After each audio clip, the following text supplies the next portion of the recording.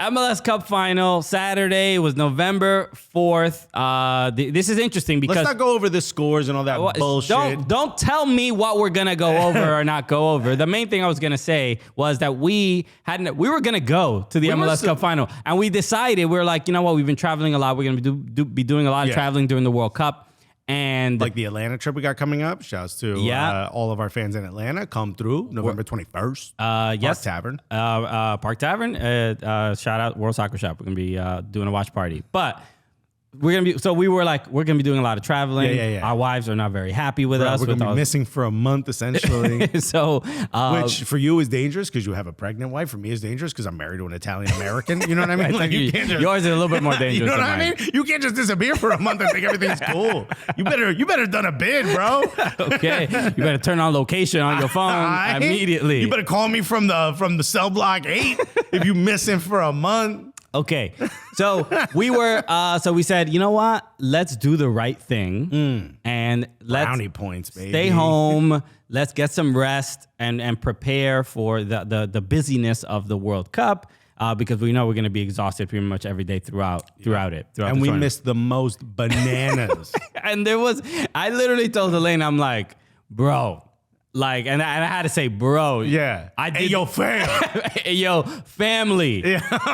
I sacrificed for you. Okay? Because mother of my child. we're watching this game, and she's like, oh, she's like casually watching it, and like, oh, what's the score? And like, oh my God, they tied it up, and back and forth, and the whole thing. And I'm like, oh, Philly's losing, and then I'm like, oh, Philly's they're back now, they're winning, and she's like, and by the time it was 2-2, she was like, she knew. Yeah. She knew that I was excited about the game. She's like, man, I better start making some food he like or something. But the resentment was growing. Yeah. I'm like, yo, this is your fault. Bro, I looked at my wife like, you see what I had to miss here? And how come no one's making brownies with all these brownie points we're talking about? But it was an exciting game, right? And you know what? Shout out to Kevincho in the chat. Oh my fucking God! Major League Soccer! Because that was the excitement I had watching the game. If you haven't seen Kevin's reactions. There's no better reaction to what we're watching because this was the most MLS is ever MLS. It was peak MLSing hard. The MLS vibes were... Bro, Garber dialed it up to 11. Garber was like, nah, and they found a new clink clank. I never knew MLS could MLS like this. Yeah, this was just truly a game of like just all the storylines were just wild. Look, imagine you're watching a boxing match and a dude gets knocked out, and they're like 7, 8, 9, and he's just like bang. That was that 5 times. Look, the first goal from Kellen Acosta, which was just a deflection and went in, and it looked like it was going to start to be a boring MLS Cup because we didn't get a goal till roughly the 30th minute. Well, I mean, this was like we always talk about, like everyone, cup finals can be boring because nobody really wants to do too much and make a mistake. And that's kind of what we were watching. We were watching 2 teams. We're like, all right, well, let me see what happens if you do this. Exactly. Let me see what happens if I do this, And it was kind of boring. And then when that goal went in, Philly was like, oh, we got a Philly a little bit? Yeah. All right. And then, when Corey Burke came in again, he did his thing, bro. Sure. I mean, the beginning of the game did feel like LAFC had the advantage. It seemed like Philly couldn't unlock the LAFC sort of, I don't want to call it a back line, but the back half. Well, they also, honestly, I felt like the Union were a little intimidated by the moment and 3-2-5-2 and the energy. Justin Bieber and Haley Bieber are there, okay? I wouldn't get a little bit. You look over and you see the Biebs, bro? the Bieber. And he rooting against you? You're like, damn, bro, I sang your song to my ex. I thought you were Canadian, though. What's all this about? Diablo. Whitecaps ain't here, fam. I think he's a TFC fan, no? I think he's an LAFC fan. He's lived in LA long enough. No, but he's from Canada. He plays soccer. He played. Yeah, he played. He played. Yeah. You haven't seen the videos of him juggling? Yeah, he with the beer in his hand. He can ball. I would put Bieber on my team. I just want to list out the things that have happened, right? This is the first MLS Cup where the 2 number 1 teams go against each other, Eastern and Western Conference. Gareth Bale comes in the last minute and scores, does nothing all year and scores the equalizer. A goalkeeper breaks his leg. His backup is the hero, and that's the former backup of the other team. Right. And from that neighborhood. I mean, this was like the most insane MLS Cup. It felt like as soon as he got in goal for the penalties, it was like, oh, I know exactly where they're all going. Like, it seemed almost unfair. Right. So this sort of stacking of all these ridiculous like plot lines, it just didn't seem even possible. Once LAFC went up 3-2 and Jack Elliott scores that goal, LAFC are down to 10 men. I'm like, down to 10 men. I forgot that part. I'm like, bro, this is you saw. I remember watching the Jim Curtin did an interview with Herculez Gomez, which you should definitely watch. Even, obviously after MLS Cup Final, but it's a really, really great interview, and you see his excitement about getting to the MLS Cup Final. You see, you sense some of the confidence and humility, but the Herc brings up in the interview like, oh, the Philadelphia Union has been in finals before. They obviously lost 3 U.S. Open Cup finals, and it's.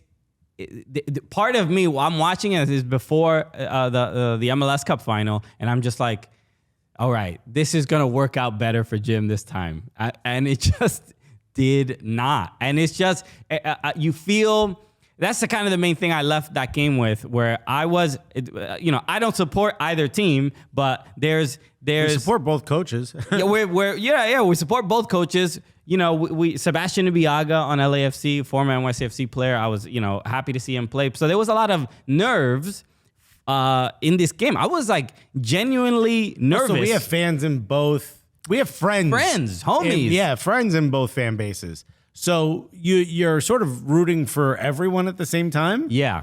I was there. I thought Philadelphia Union were going to win, and realistically, you did say that they should. They were. I mean, let's just keep it a buck. What are you talking about? They should have won the game. What are you talking about? Wow. They couldn't close out a 10-man squad. They should have. So they should have won the game. Correct? Is that a fair statement? No, they couldn't. They couldn't do that, but they should have done that, right? No, they had every advantage. No, that doesn't make any sense. Why doesn't it make sense? They had the advantage. They couldn't do it. Of course, they could not do it. Yeah. But the expectation was that they would, because they had a man your up. Expectation was they would. I thought LAFC would close it out earlier than that. Oh, no, but given the circumstances, once Jack Elliott scored that third goal, you don't think they should have won that game? That's what you're saying? I'm really confused by the statement you're making here. They had they were up a goal and they were up a man. Yeah. If you're up a goal and up a man, you don't think any team should win that game? I think you have better chance of winning that game. That's what I'm saying. No, you're saying they should have won that game. Because of the better chances. But they couldn't. Yes, that's obvious. Yeah. Yes, I'm giving an opinion because I'm saying they should have won because of all the advantages they had. You're saying, well, no, because a better team would have won it. I'm really confused. This is unbelievable. This is unbelievable. I'm so confused. Kirby D, everything. They should have won.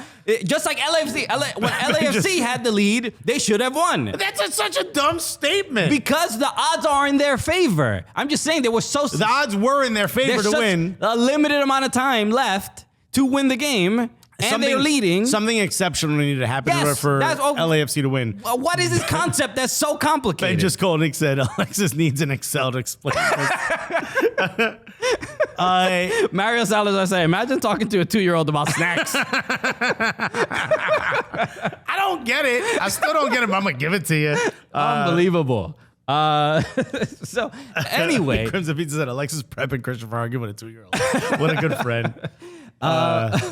So the fact that that they had all of these advantages, this is why the loss hurts more. Everybody, the entire narrative from a lot of people in the media, a lot of fans are saying this is a heartbreaking loss for the Philadelphia Union. And why is it a heartbreaking loss? Because they had it. They were 4 minutes away from lifting MLS Cup. And it didn't work out for them. Okay, but the problem or the question that I have is what happens next? I think we would all agree one of the reasons why Philadelphia got to this point is because Jim Curtin is such a good coach that he made a lot out of not as much. He certainly didn't have the same to work with that LAFC had, right? So the question becomes, what happens next? Don't you think Jim Curtin has proven that he deserves a little bit more to work with? Not to say that Philadelphia Union is a bad team, but he certainly has gotten a lot more out of a lot less. So then you could say that LAFC and Steve Cherundolo, given that, you know, if LAFC loses the MLS Cup Final, Gareth Bale and Giorgio Chiellini are not a waste, but were not necessarily the thing that they needed to win the title if they had lost. But Gareth Bale not playing, he didn't play any playoff game. He did nothing. He did basically nothing. He played a total of like 9-10 games. He literally would take off his jersey and they'd give it back to him the next game. There wasn't an ounce of sweat. How many games did he start? 2 or 3? Bro. I don't know what a lot of times people throw in the LAFC did something with the numbers to get these players here, blah, blah, blah. I simply think Gareth Bale was like, yo, I'm not trying to get injured before the World Cup. I'll play. Whatever. Pay me $30K. Okay, give me a shirt. Maybe some for my family. Look. I don't want to have to pay for my own shoes. Is that cool? Look, he clearly went on a very reduced deal because he didn't want. It's also half a season. Didn't want to deal with maybe the scrutiny of playing somewhere in Europe. He just wanted to get prepared for the World Cup because that clearly it's really just a big training exhibition. And then but him coming in extra time and scoring that goal was it's not even like, I'm sure Steve Cherundolo was happy, the fans, everybody, but you kind of imagine, I forgot the guy's the GM for LAFC. Will Ferrell. That's the name you're thinking of. The front office has to be like, yo, I did my job better than anybody. The guy who first called Gareth Bale's agent just sat back and was like, well. Wow. What did those 2 idiots in New York say? That he's too old and is a waste of time, only come here to golf? Yeah. But also, like, remember they were talking about possibly getting rid of announcers? Oh, we don't need announcers. We don't need just watch the call. Any language you want. Pick a language. Any call of this moment. I remember sitting there watching when I think it was Jack Elliott who scored, right? Yeah. Jack Elliott scores the 3-2, right? Because it was 3-3. He scored the second goal and the third goal. Yeah, when he scored the last goal, I was like, oh, this is over. Why are you even bringing Gareth Bale on? He ain't going to do nothing. Yeah. And when that moment went in, like, I don't think I made a sound. I think I screamed and only dogs heard it, you know? I was like, why is your mouth open? And the windows are breaking. It was just such a moment where I was like, oh, my God. And that's the moment where I knew, oh, LAFC is winning this thing. Yeah. Because there's only so many times you could deflate a balloon where the balloon's just gone. Yeah, because and it's interesting. Remember in last year's MLS Cup, NYCFC gave up a late goal in regular time during I mean, they were about to lift the MLS Cup Final. They were up 1-0, gave up this late goal, very deflating. But they went through extra time, and it was like a nice, boring extra time. Nobody really wanted to give up the game. So that emotional experience didn't happen 3-4 minutes before penalties. No. So now the Union suffer this absolute stab in the heart, right? And then they get essentially sucker punched, and then have to go into penalties moments later against their former backup. And I believe they I forgot who won the coin toss, but the penalties were taken in front of 3-2-5-2. 32-52. So that's like, it couldn't have been any worse. Fire from behind the kicker, though. Yeah. From behind the penalty taker, absolute dope. Yeah. What a great shot. The high wire thing. And then I get a text from I have friends, I have a group chat of Arsenal fans. Some of them are in LA, and those folks are in 32-52. And when the last penalty gets, I believe, saved, was it saved or missed? The final one that won. No, Ilie scored. Ilie scored that. Ilie scored. The goalkeeper didn't even know. He was like walking back to the goal, and Ilya hugged him. What's his name? Fitzpatrick? What's this guy's last name? Oh, I forgot his McCarthy. McCarthy, maybe? What It's an Irish name. Whatever. Think of an old detective. That's this guy's name. I believe it's John McCarthy, if I'm not mistaken. But please correct me. I remember when he was a senator before playing soccer. Whatchamacallit, that he said he was shocked when Ilya came over and ran into his arms because he didn't know what was happening. He's like, why are you hugging me, dude? I got to get back over there. He didn't realize they had won yet. I immediately get a text from my group chat, or a text goes into the group chat saying, we're running on the pitch. There's nothing they can do. And about like 4 minutes later, you see the pitch is just filled with LAFC fans. It was absolutely incredible. And like you see the scenes of Will Ferrell drinking out of MLS Cup with all the fans surrounding him. It's kind of a beautiful moment. I don't know what the biggest sort of takeaway. I mean, the biggest takeaway for me is again, I still feel it's the heartbreak of the Union losing that game is bigger than the joy LAFC feels about winning MLS Cup. That's truly how I feel about it. So then I have two questions for you. One you never answered, which is, do you think it's appropriate for Jim Curtin? Do you think Jim Curtin deserves a bit more ammunition, so to speak? Yeah. I mean, sure. I think every coach we have. He's proven he can win. But it's also proven that he needs a little bit more. He does. I mean, look, if they win MLS Cup, you're not making this argument, right? But they didn't. So now I'm looking at you and saying, doesn't the result mean that if you are the Philadelphia Union, if you're Sugarman and that guy we met, I can't remember his name. Right. Yeah. If you're those guys, don't you look and say, okay, it's about time we invest a little more than we have been. Maybe we go out and buy, I'm not saying a designated player, but maybe we go out and buy one or two TAM players that will fit the mold. If Philadelphia have Alejandro Bedoya, this is probably a different result.